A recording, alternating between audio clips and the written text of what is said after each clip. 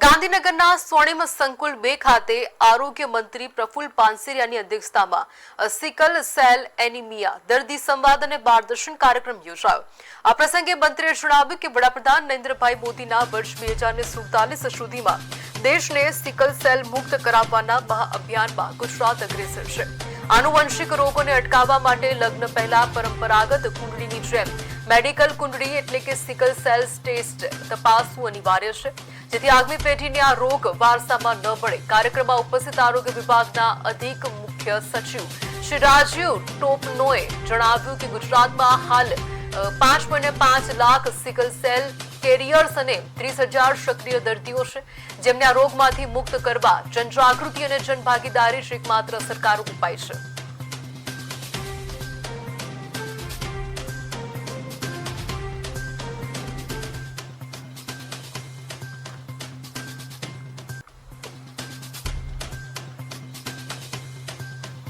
તો ત્યાં કુપોષિત સંખ્યા ઓછી હતી, તો આ બધાય સંશોધનો બહુ જરૂરી છે।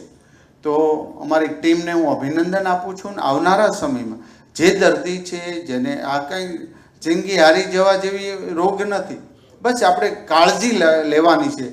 આ કાળજી લેતા સાથે 2047નું આપણું શ્રેષ્ઠ ભારતના નિર્માણની અંદર તંદુરસ્ત નાગરિકો એની અંદર હસતા ખીલતા રહે એ જ અભ્યર્થના। અસ્તુ ભારત માતા કી જય, વંદે માતરમ।